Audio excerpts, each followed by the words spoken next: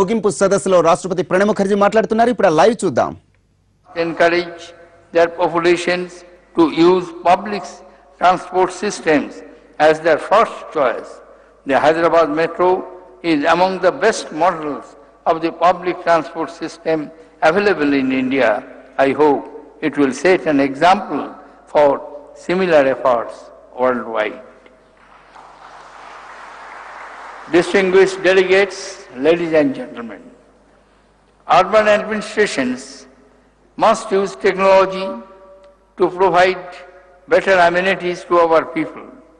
Since cities are growth engines and time is money, people should not have waste productive time in accessing basic amenities. Government to citizen services should be available online with the minimal human interface. In the past decade, India has taken many novel steps in this direction as people increasingly depend on internet for getting their services. Entire cities will need to be Wi-Fi enabled. As migration into the cities grow, housing for all becomes a critical issue. It is imperative for city administrations to evolve substantive housing policies which will prevent the creation of the new slums. Private partnership should be made an integral part of such policies. Creation of satellite townships is another way of addressing the issue. Several state governments have adopted innovative approaches in creating housing for the poor, and here is a need to cross-learning from each other's experiences. Safety is a major concern for the city governments across the world and the sine qua non of the smart cities. As urban populations rise, public safety is bound to become a major concern. City administrations have to leverage new technology to ensure the maximum public safety. A city is as safe as its people want it to be. Public support and participation is critical for effective administrations of the law and order. Distinguished delegates, ladies and gentlemen, the Government of India proposes to launch a new urban development mission to support states by hand-holding them in building infrastructure and services in step with the rapid pace of urbanization. A new mission mode program is being designed to take up these activities in 500 cities of the nations. Private sector participation by way of PPP, public-private partnership methodology, will be encouraged.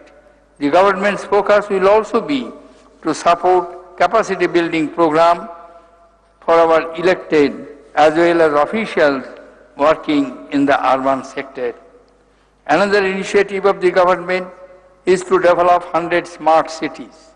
The smart city approach will merge with planning, governance, ecology, environment, infrastructure, and information technology to ensure that benefits of technology reach every neighborhood and improves the quality of lives of its citizens. Finally, the government proposed to launch Hriday, a heritage city development and augmentation yojana.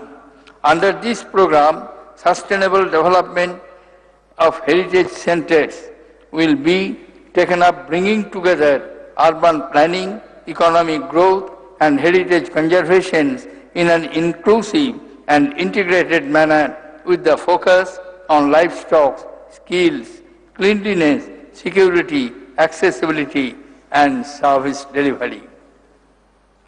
Distinguished delegates, ladies and gentlemen, conferences like Metropolis provide the perfect platform for sharing ideas from different parts of the globe. Our ancient scriptures, Rigveda states, Anu, Bhadro, Kartabhyanti Vishwatha, which means let noble thoughts come from all directions.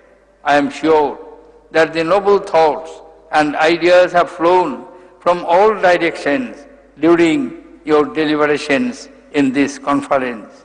I hope these thoughts will result in speedy action and better cities in the near future. I thank all the distinguished dignitaries, experts and delegates from abroad for visiting India and wish them a safe journey back to their homes.